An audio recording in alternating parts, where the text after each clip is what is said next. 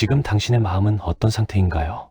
걱정, 불안, 분노, 후회, 질투, 두려움, 수많은 감정들이 뒤엉켜 어지러운가요? 무엇부터 해야 할지 모르겠고 생각이 꼬리에 꼬리를 물고 이어져 멈출 수가 없나요? 현대를 살아가는 우리의 마음은 마치 태풍이 지나간 밤과 같습니다. 여기저기 흩어진 물건들처럼 정리되지 않은 생각과 감정들이 어지럽게 널려 있습니다. 아침에 일어나면서부터 밤에 잠들 때까지 우리의 마음은 쉴 새 없이 움직입니다. 출근길의 불안, 회사에서의 스트레스, 관계의 복잡함, SNS에서 느끼는 비교와 상대적 박탈감. 하루 종일 마음은 소란스럽습니다. 그리고 밤이 되면 정작 자야 할 시간에 모든 생각이 몰려옵니다. 오늘 한 말이 후회되고 내일 할 일이 걱정되고 해결되지 않은 문제들이 머릿속을 맴돕니다. 어떻게 하면 이 복잡한 마음을 정리할 수 있을까? 2500년 전 부처님은 이미 그 답을 알고 있었습니다. 그는 인간의 마음이 왜 복잡해지는지 그리고 어떻게 하면 그것을 가지런히 정돈할 수 있는지 명확히 가르쳐 주었습니다. 부처님의 가르침은 추상적인 철학이 아닙니다. 매우 실용적이고 구체적인 마음 정리의 기술입니다. 마치 어지러진 방을 정리하듯 복잡한 마음을 차근차근 정돈하는 방법입니다. 오늘 이 시간에는 부처님의 가르침 중에서도 특히 복잡한 마음을 정리하는데 도움이 되는 지혜들을 함께 살펴보겠습니다. 각 가르침마다 실제로 적용할 수 있는 구체적인 방법도 제시하겠습니다. 이 영상을 보고 나면 당신의 마음이 조금 더 가벼워지고 명료해지고 평온해질 것입니다. 편안한 자세로 앉으세요. 깊이 숨을 들이마시고 천천히 내쉬세요. 지금부터 함께 마음을 정돈하는 시간을 가져보겠습니다. 제 한 장 마음이 복잡한 이유, 원숭이 같은 마음, 부처님의 진단 원숭이 마음. 부처님은 정리되지 않은 마음을 원숭이 마음이라고 불렀습니다. 원숭이는 나무에서 나무로 끊임없이 뛰어다닙니다. 한 곳에 머물지 못하고 이 가지 저 가지를 붙잡았다 놓았다 합니다. 우리의 마음도 마찬가지입니다. 지금 일에 집중해야 하는데 과거의 실수가 떠오릅니다. 그것을 생각하다가 또 다른 걱정으로 넘어갑니다. 한 가지 문제를 해결하기도 전에 다른 문제로 뛰어넘습니다. 아침에 일어나면서 오늘 할 일을 생각합니다. 샤워하면서 어제 있었던 일을 되새깁니다. 출근하면서 내일 회의를 걱정합니다. 회의 중에는 저녁 약속을 생각합니다. 저녁 먹으면서 내일 아침을 걱정합니다. 마음은 한순간도 지금 여기에 머물지 않습니다. 끊임없이 과거와 미래, 이곳과 저곳을 오갑니다. 왜 마음은 원숭이처럼 행동할까? 부처님은 그 이유를 명확히 밝혔습니다. 첫째, 집착 때문입니다. 우리는 끊임없이 무언가를 붙잡으려 합니다. 좋은 것은 계속 가지려 하고 나쁜 것은 밀어내려 합니다. 이 끊임없는 잡고 놓기가 마음을 바쁘게 만듭니다. 둘째, 무지 때문입니다. 우리는 마음이 어떻게 작동하는지 모릅니다. 생각이 일어나면 그것이 진실이라고 믿고 감정이 올라오면 그것에 휩쓸립니다. 셋째, 습관 때문입니다. 마음은 복잡한 것에 익숙해져 있습니다. 고요함이 오히려 불편합니다. 그래서 끊임없이 무언가를 생각하고 걱정하고 계획합니다. 첫 번째, 정돈 원칙 알아차리기. 마음을 정돈하는 첫 번째 단계는 단순합니다. 바로 알아차리는 것입니다. 아, 지금 내 마음이 원숭이처럼 뛰어다니고 있구나. 이것만으로도 변화가 시작됩니다. 알아차리는 순간 당신은 생각과 분리됩니다. 생각에 완전히 빠져 있는 것이 아니라 생각을 관찰하는 사람이 됩니다. 오늘의 실천 하루에 10번만이라도 지금 내 마음이 무엇을 하고 있는지 알아차려 보세요. 특히 마음이 과거나 미래로 달려갈 때 부드럽게 현재로 데려오세요. 재두정 생각의 분류, 쓸모있는 생각, 쓸모없는 생각. 부처님의 지혜, 모든 생각이 다 필요한 것은 아니다. 방을 정리할 때 가장 먼저 하는 것이 무엇인가요? 필요한 것과 필요 없는 것을 구분하는 것입니다. 마음도 마찬가지입니다. 부처님은 생각을 두 가지로 나누라고 가르쳤습니다. 쓸모있는 생각, 문제를 해결하고 배움을 주고 성장을 돕는 생각. 쓸모없는 생각, 반복적이고 생산적이지 않고 고통만 주는 생각. 놀랍게도 우리 생각의 80% 이상은 쓸모없는 생각입니다. 쓸모없는 생각의 종류. 부처님은 특히 5가지 쓸모없는 생각을 지적했습니다. 1점 반추 생각 이미 일어난 일을 계속 되새기기. 그때 내가 그렇게 말하지 않았어야 했는데. 만약 내가 다르게 행동했다면. 2점 걱정 생각 아직 일어나지 않은 일을 미리 걱정하기. 내일 회의에서 실수하면 어떡하지? 이 일이 잘못되면 어쩌지? 3점 비교 생각 자신을 남과 비교하기. 저 사람은 나보다 잘 나가는데, 다른 사람들은 다 행복해 보이는데, 나만. 4점 판단 생각 자신이나 타인을 끊임없이 평가하기. 나는 왜 이렇게 못났을까? 저 사람은 정말 이상해. 5점 망상 생각 현실과 관계없는 상상에 빠지기. 복권에 당첨되면, 갑자기 모든 게 해결되면. 2번째 정돈 원칙 생각 분류하기. 생각이 떠오를 때마다 이렇게 물어보세요. 이 생각이 지금 나에게 도움이 되는가? 이 생각이 문제를 해결하는가? 아니면 문제를 만드는가? 이 생각이 나를 앞으로 나아가게 하는가? 아니면 제자리에 머물게 하는가? 도움이 되는 생각이라면 그것을 끝까지 생각하고 행동으로 옮기세요. 도움이 되지 않는 생각이라면 부드럽게 놓아주세요. 처음에는 어렵습니다. 쓸모없는 생각도 중요해 보입니다. 하지만 연습하면 점점 명확해집니다. 오늘의 실천 노트를 준비하세요. 오늘 하루 동안 떠오른 생각들을 적어보세요. 그리고 각 생각 옆에 유용 또는 무용이라고 표시하세요. 놀랄 것입니다. 얼마나 많은 생각이 쓸모없는지. 제세장 감정의 정리, 느끼되 휩쓸리지 않기. 부처님의 비유 손님 접대하기. 부처님은 감정을 집에 찾아온 손님에 비유했습니다. 손님이 찾아오면 어떻게 하나요? 문을 열어주고 맞이하고 차를 대접합니다. 하지만 손님에게 집의 주인 노릇을 시키지는 않습니다. 감정도 마찬가지입니다. 감정이 올라오면 그것을 인정하고 맞이합니다.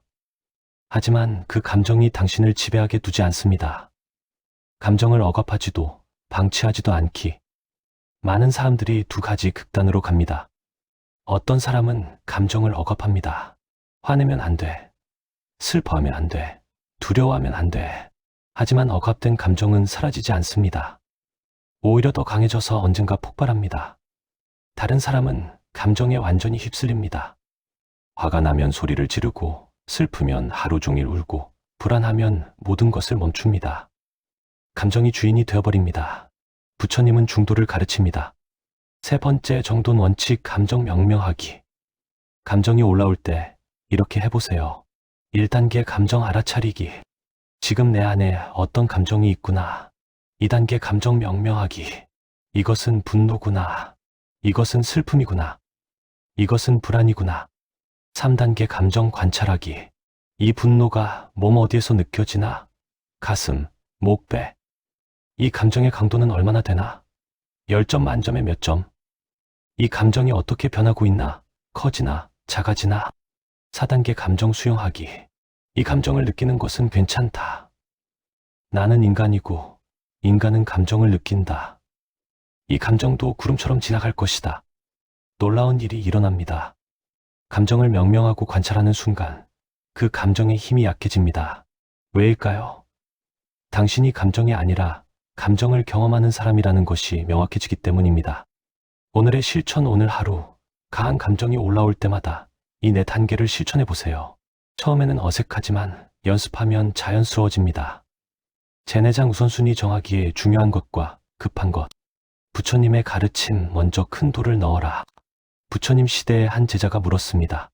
스승님, 해야 할 일이 너무 많습니다. 무엇부터 해야 할까요? 부처님은 빈 항아리를 가져오게 했습니다. 그리고 큰 돌, 작은 돌, 모래, 물을 준비했습니다. 먼저 큰 돌을 넣어라. 그 다음 작은 돌을 넣어라. 그 다음 모래를 넣어라. 마지막으로 물을 부어라.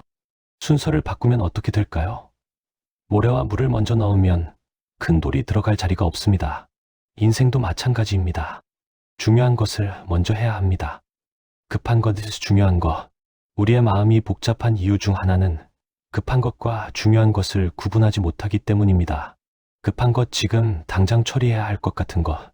카톡 답장, 이메일 확인, SNS 알림, 누군가의 요청. 중요한 것, 장기적으로 진짜 의미 있는 것. 건강, 깊은 관계, 성장, 내면의 평화. 문제는 급한 것이 시끄럽게 요구한다는 것입니다. 알림이 울리고 사람들이 독촉하고 데드라인이 다가옵니다. 반면 중요한 것은 조용합니다. 운동, 명상, 독서, 깊은 대화. 이런 것들은 당장 하지 않아도 큰 문제가 없어 보입니다. 하지만 시간이 지나면 어떻게 될까요? 급한 것만 하다가 정작 중요한 것을 놓치게 됩니다. 네, 번째 정도는 원칙 우선순위 명확히 하기. 부처님은 이렇게 가르쳤습니다. 매일 아침 이렇게 물어보세요. 오늘 가장 중요한 세 가지는 무엇인가? 세 가지만입니다. 더 많이 하려 하지 마세요. 세 가지에 집중하세요. 그리고 그 세 가지를 하루 중 가장 좋은 시간에 배치하세요. 대부분의 사람에게 그것은 아침입니다. 에너지가 가장 높고 방해가 가장 적은 시간입니다. 급한 것들, 그것은 나중에 해도 됩니다. 또는 안 해도 되는 경우가 많습니다. 오늘의 실천 내일 아침 일어나면 할 일 목록을 쓰기 전에 이렇게 물어보세요. 내일 가장 중요한 세 가지는 무엇인가? 그리고 그 세 가지만 적으세요. 나머지는 잊으세요. 제5장 마음의 공간 만들기, 비움의 지혜. 부처님의 비유 가득 찬 컵. 어느 날 한 학자가 부처님을 찾아왔습니다. 그는 자신의 지식을 자랑하며 끊임없이 질문했습니다. 부처님은 조용히 차를 따르기 시작했습니다. 컵이 가득 찼는데도 계속 따랐습니다. 차가 넘쳐 흘렀습니다. 학자가 놀라서 말했습니다. 스승님, 컵이 이미 가득 찼습니다. 부처님이 미소 지으며 말했습니다. 당신의 마음도 마찬가지입니다. 이미 가득 차서 더 이상 들어갈 자리가 없습니다. 마음의 공간이 필요한 이유. 복잡한 마음은 가득 찬 컵과 같습니다. 생각, 감정, 걱정, 계획. 너무 많은 것이 들어있어서 더 이상 여유가 없습니다. 새로운 아이디어가 떠오를 공간도 없고, 평화가 자리 잡을 공간도 없고, 지혜가 피어날 공간도 없습니다. 부처님은 말합니다. 비워야 한다고. 5번째, 정돈 원칙 정기적으로 비우기. 마음을 비우는 3가지 방법이 있습니다. 1점, 호흡 명상. 하루에 10분만이라도 아무 생각도 하지 않고 호흡에만 집중하세요. 들숨, 날숨, 들숨, 날숨. 생각이 떠오르면 부드럽게 놓아주고 다시 호흡으로 돌아오세요. 이것이 마음을 비우는 가장 기본적인 방법입니다. 2점, 브레인 덤프 브레인 더. 노트를 펼치고 머릿속에 있는 모든 것을 쏟아내세요. 걱정, 할 일, 생각, 감정. 무엇이든 좋습니다. 10분 동안 쉬지 않고 쓰세요. 다 쓰고 나면 놀라운 일이 일어납니다. 마음이 텅 비고 가벼워집니다. 머릿속에 있던 것들이 종이 위로 옮겨졌기 때문입니다. 3점, 디지털 단시. 하루에 1시간 또는 일주일에 하루 모든 디지털 기기를 끄세요. 휴대폰, 컴퓨터, TV. 모든 것을 끄고 자연 속을 걷거나 책을 읽거나 그냥 멍하니 있으세요. 처음에는 불안할 것입니다. 하지만 그 불안을 통과하면 깊은 평화를 경험하게 됩니다. 오늘의 실천, 오늘 저녁 자기 전에 10분 동안 호흡 명상을 해보세요. 그리고 내일 아침 일어나자마자 5분 동안 브레인 덤프를 해보세요. 제6장 한 번에 하나씩. 단순함의 힘. 부처님의 가르침 걸을 때는 걷고 먹을 때는 먹어라. 한 제자가 물었습니다. 스승님, 어떻게 하면 깨달을 수 있습니까? 부처님이 답했습니다. 걸을 때는 걷고 앉을 때는 앉고 먹을 때는 먹어라. 제자가 혼란스러워하며 말했습니다. 그건 누구나 하는 것 아닙니까? 부처님이 미소 지으며 말했습니다. 아니다. 대부분의 사람들은 걸으면서 생각하고 앉아서 걱정하고 먹으면서 계획한다. 멀티태스킹의 환상. 현대사회는 멀티태스킹을 칭찬합니다. 동시에 여러 가지를 하는 사람이 능력 있는 사람이라고 생각합니다. 하지만 연구 결과는 정반대입니다.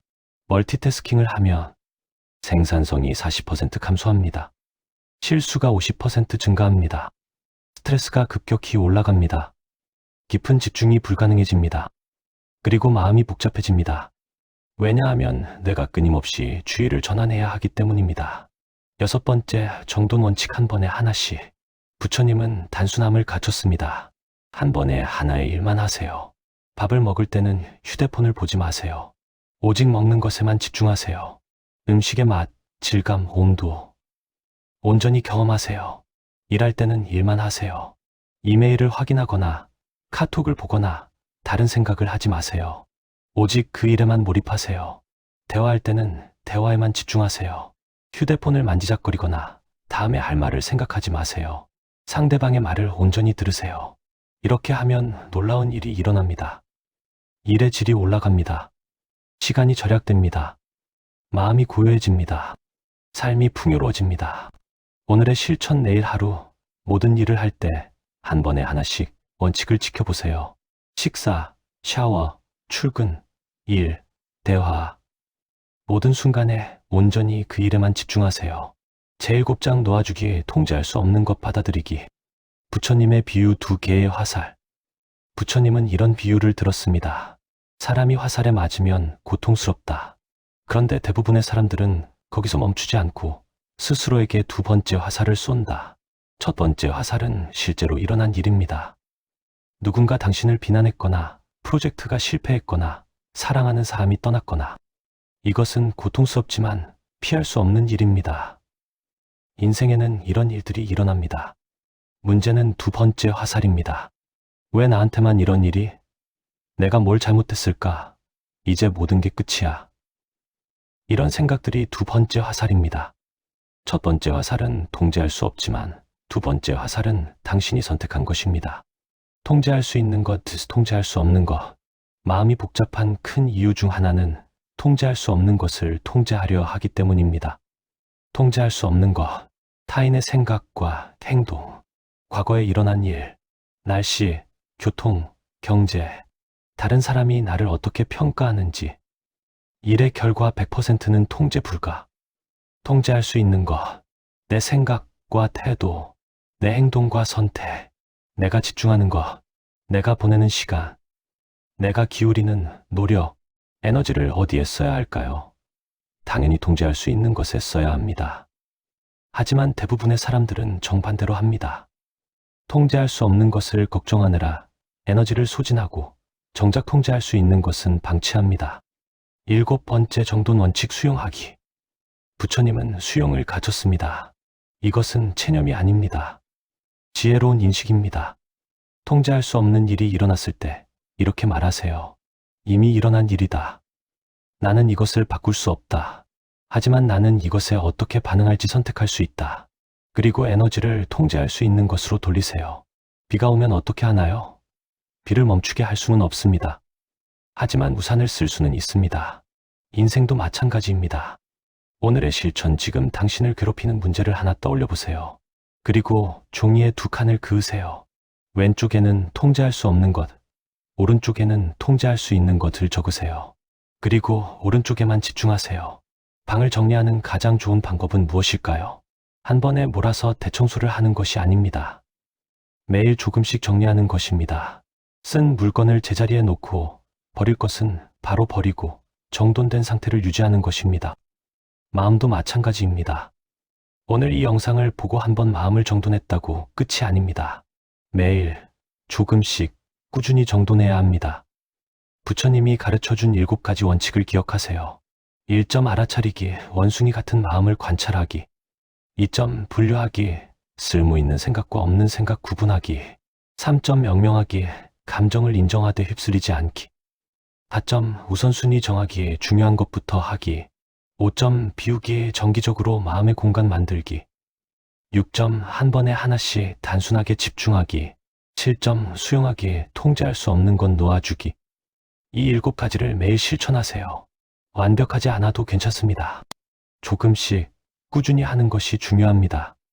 한 달 후 당신은 느낄 것입니다. 마음이 조금 더 가지런해진 것을, 생각이 조금 더 명료해진 것을, 삶이 조금 더 단순해진 것을. 부처님은 말했습니다. 복잡한 마음은 고통을 만들고 가지런한 마음은 평화를 만든다. 오늘부터 당신의 마음을 가지런히 정돈하세요. 여러분 모두 명료하고 평화로운 마음을 가지시길 기원합니다. 구독과 좋아요는 더 많은 분들에게 이 지혜를 전하는 데 큰 힘이 됩니다. 감사합니다.